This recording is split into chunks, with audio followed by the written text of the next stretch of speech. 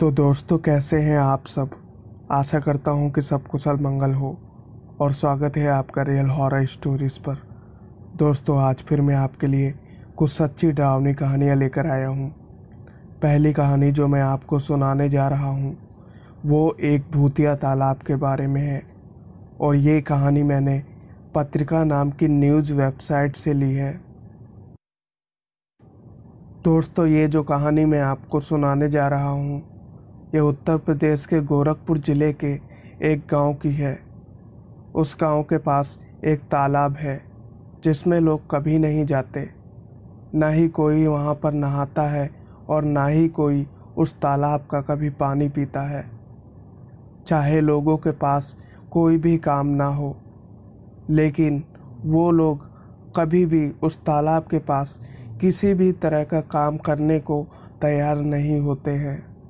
वहाँ के रहने वाले लोग कहते हैं कि वो सबसे बदला लेगी। सबका कहना है कि वो आज भी तालाब की झाड़ियों के पास घूमती है। कुछ बूढ़े लोगों का दावा है कि उन्होंने उसे देखा भी है। उसका चेहरा इतना भयानक है कि जो एक बार देख ले वो महीने भर होश में ना आए।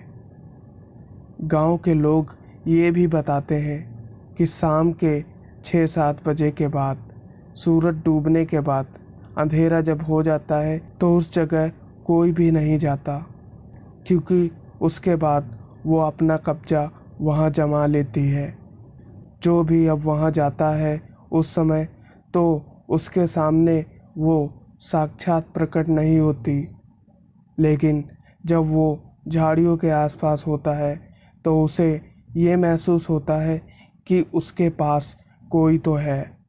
बस एक यही एहसास डर को खौफ में बदल देता है। वो चुड़ैल इतनी तेज रफ्तार से अपनी दिशा बदलती है कि हवा का रुख बदला बदला सा नजर आता है। जब वहाँ के रहने वाले लोगों से इसके पीछे का सच पूछा जाता है तो वो लोग बताते हैं कि एक महिला को उसके पति ने जलाकर मार डाला था इसी जगह पर। उसके बाद से उसकी आत्मा इन्हीं झाड़ियों में भटकती है तालाब के आसपास, और रात होते ही कभी कभी बचाओ बचाओ की तेज डरावनी आवाज़ें आती हैं। वह हमेशा लोगों को दिखाई नहीं देती, लेकिन जो कोई भी उसे एक बार देख ले उसकी हालत खराब हो जाती है। इसलिए वहाँ कोई भी नहीं जाता।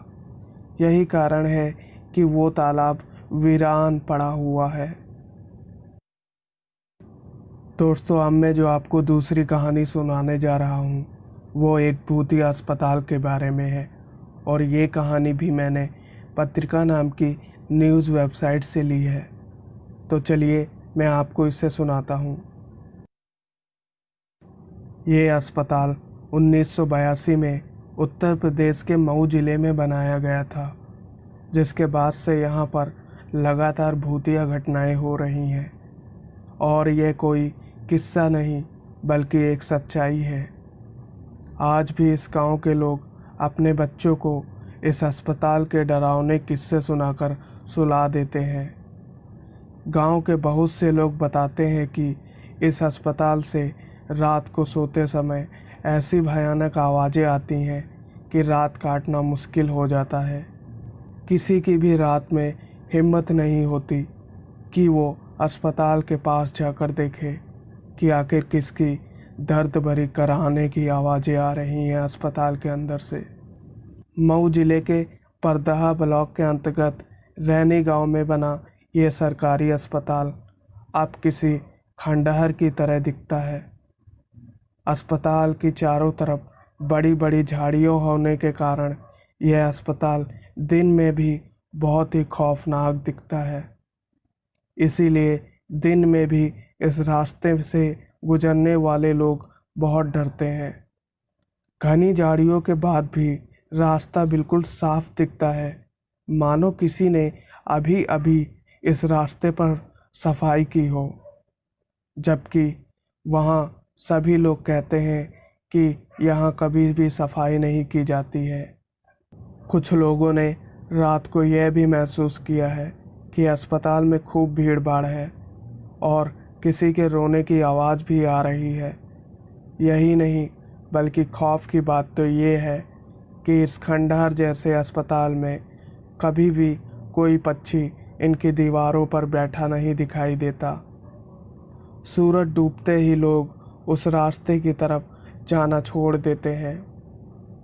अगर बहुत ही ज़रूरी या फिर कोई मजबूरी है तो लोग झुंड बनाकर ही इस रास्ते से जाते हैं। हर समय इस बात का डर लगा रहता है कि कोई भूत या साया किसी को जकड़ न ले। कभी कभी रात होते ही इस अस्पताल के आसपास से उल्लुओं की बहुत ही भयानक डरावनी आवाज़ें आती हैं, जिसे सुनकर तो ऐसा लगता है कि किसी ने कान में पिघला हुआ शीशा डाल दिया हो। रात होते ही इस गांव के लोग इंतज़ार करते हैं कि किसी तरह जल्दी सुबह हो जाए और ये रात कटे। बस यही उनका रोज का होता है। यही नहीं बल्कि कभी कभी रात को अस्पताल की खिड़की से एक रोशनी आती दिखाई पड़ती है। वहाँ से कराहने की आवाज़ें सुनाई पड़ती हैं। गांव के रहने वाले 75 साल के केदार बताते हैं इसका राज। उनका कहना है कि अस्पताल ग्रामीणों के सुविधा के लिए बनाया गया था, पर क्या पता था कि इस अस्पताल में जिंदों का नहीं बल्कि मुर्दों का इलाज होगा।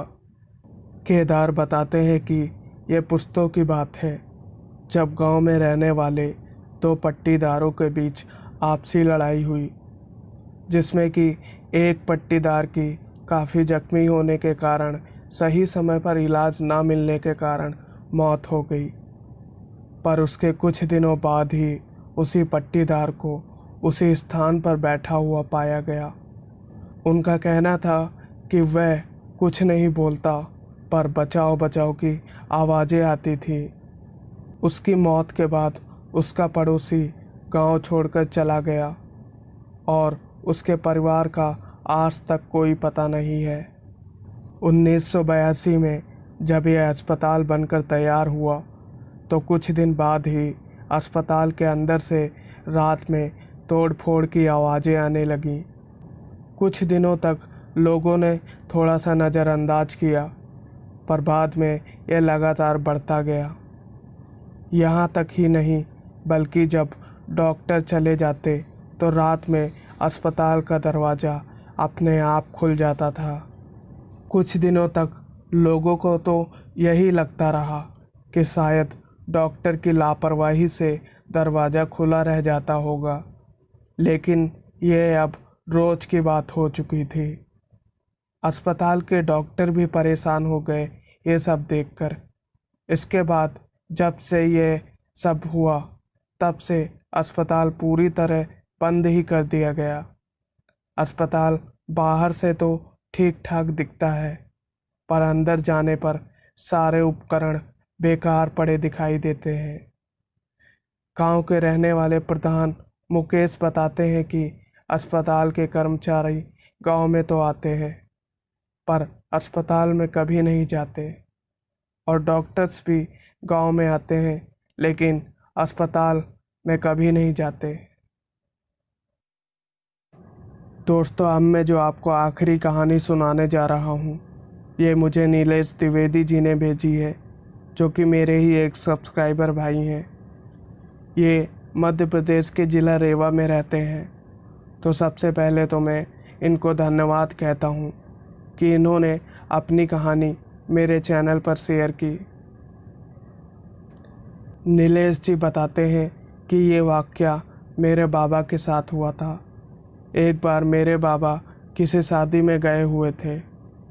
उस समय उनको आते हुए रात हो रही थी और उन्हें अपना घोड़ा, जो कि चरने के लिए नदी के किनारे बंधा हुआ था, उसको लाने जाना था।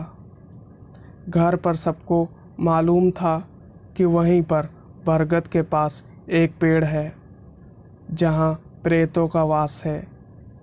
इसलिए सब ने कहा कि कल सुबह जाकर अपना घोड़ा ले आना, पर वो नहीं माने और रात को ही 1:30 बजे के आसपास घोड़ा लेने के लिए वहां पर पहुँचे।